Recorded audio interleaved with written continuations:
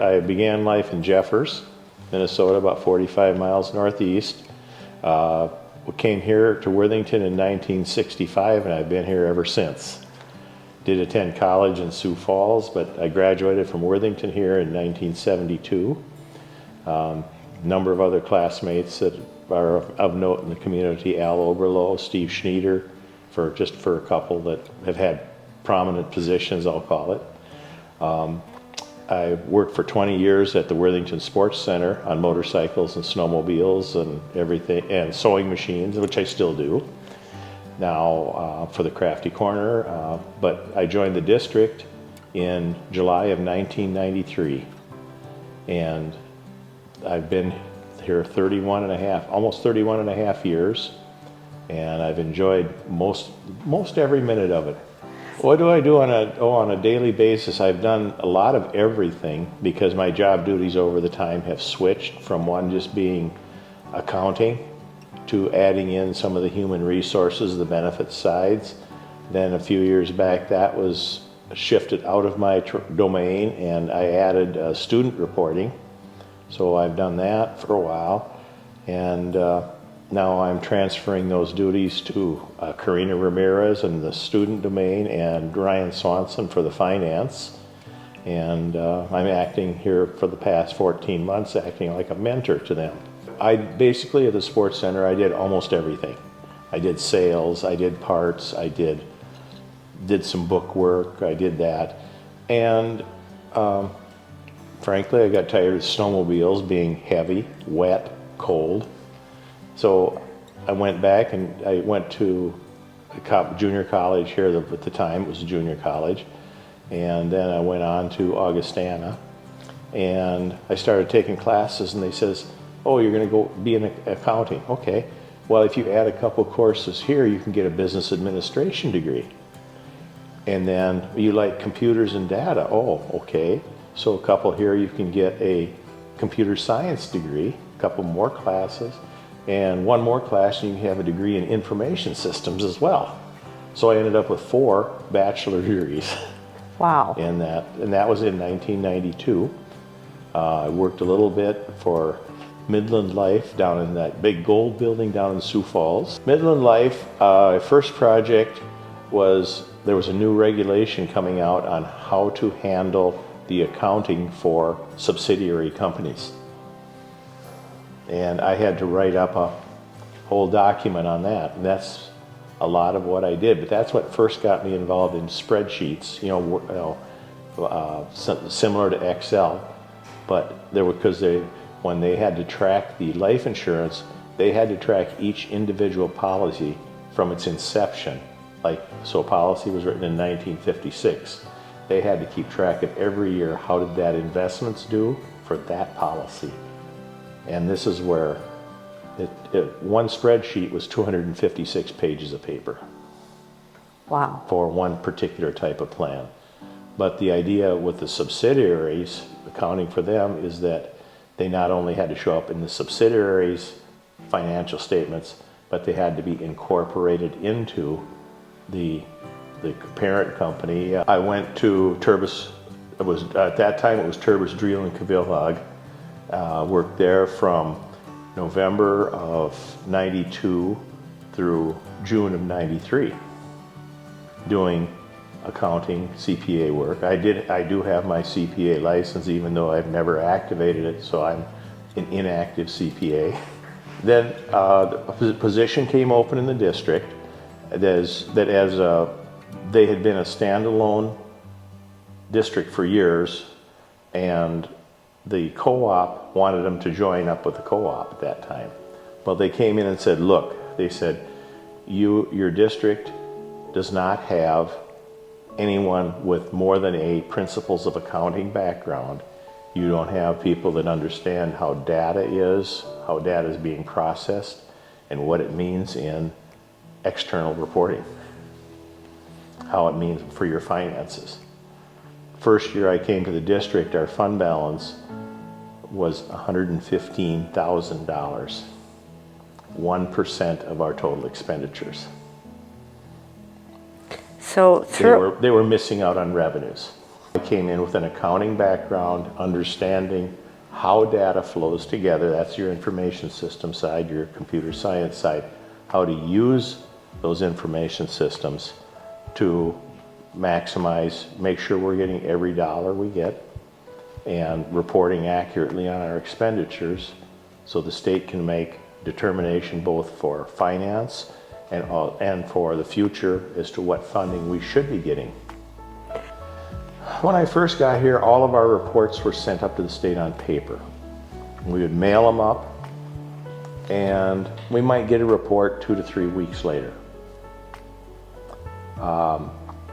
Today, I send up information this afternoon. We'll have the reports back tomorrow morning. Some of them are even more instantaneous than that, but that's the larger reports, because right now, the finance is only reported at year end. There's no what I call interim or periodic reporting. It's only a single time a year. I see that eventually we're going to be reporting on a monthly basis. There's new ways that they're accessing. It's happened now already in the student side. We've seen the student side going from collecting basically that Sam is here from start date to an end date. He did this, and he attended here, and he rode the bus, and that was really all that was reported at one time. Today, we're not only reporting that, we're reporting what grades he's getting, what courses he's taking. We're reporting who's teaching those courses. We're reporting the eligibility for additional benefits, special education services that he may receive. We're reporting what ancestry was he. We're reporting what kind of digital access does he have at home, outside of the school. Just a multitude of different things. Our data has went from basically having one line that had like 280 characters in it for the whole record for the year, to now there's like 25 different records. The use of that data, the request from the legislature, is where it's mostly driving all of this. From the legislative standpoint, they hope that they have a better idea of how some of their legislation is going, that they're asking for data. Many times these reports come about because of the media or the public, I'll say, asking, how do a subgroup of Asian ancestry, Southeast Asian, how do the Chinese subset of that compare to the Hmong or Vietnamese or Laotian subset? How does their achievement levels, this is where the grades are coming in, because up till a couple of years ago, we weren't reporting grades. What do I enjoy most about the job is working with people, working to show them how their data, their piece of work sometimes fits into the big picture, and how what they do can affect how others have their work done, whether it be negative or positive. And you say, let's try this instead of this. But showing them and saying, okay, I'll watch you, I'll guide you through it. That's what I find the most enjoyable.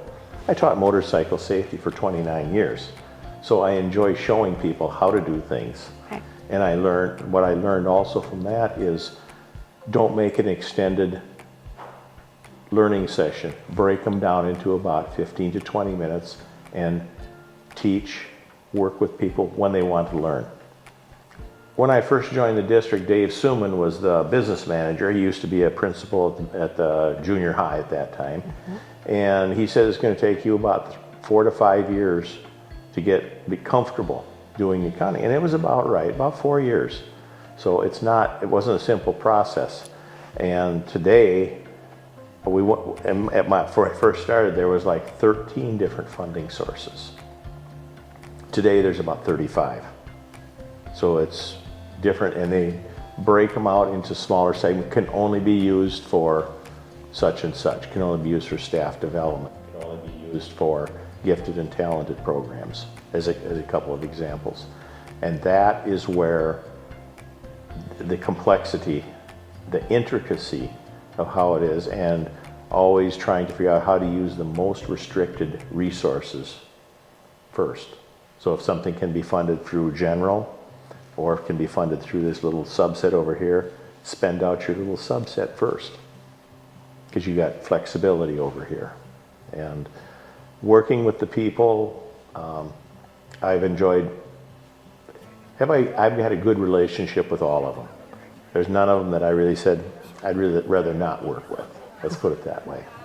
I've learned a lot from them, and hopefully they've learned something from me as well. I enjoy doing most everything. Right now, I've started with my phased retirement, which I've been half-time now for about 14 months. I enjoy Thursdays and Fridays going down and playing pool down at the Center for Active Living. I'm going to do that. I'm going to get back to building some of my plastic models, which I started building when I was 9 years old. So I've been building for basically 60 years. Spend time with the grandkids. I go over to the farm. I take care of my mother-in-law's farm over at Adrian, or the partnership's farm over at Adrian, farmstead over at Adrian. I still work on sewing machines. I still do that, so I'm keeping relatively busy. Oh, my balance is only marginal, I'll call it that way. I spent a lot of time working, because I truly, in most of the jobs that I've always been in, whether it be the motorcycle, whether it be the sewing machines, I have my heart in it. I'm involved, I enjoy what I'm doing, and again, if somebody asked me to fix a motorcycle, and if it was something I could do, I'd say probably yes. Still, to this day. Believe in the job, believe in the organization. Believe in that. Many times, instead of asking the question why, ask the question why not. Be aware of what's going around you. It comes from safety, everything else. Be aware and find out if someone else is struggling with something, can I help? Maybe it's something simple like raising the flag or lowering it to half staff, making sure something in this is stocked. So just be aware. I guess be aware of what's happening around you. Be open. Listen. Try to listen, and that's what I always tell people when I'm working with them. I'll always end it with, thank you for listening. Well, thank you for letting us listen. All right. And good luck to you in the future. Thank you. I'm planning on being around the community, so don't count you out. Don't count me out. Thank you, Pat. Thank you.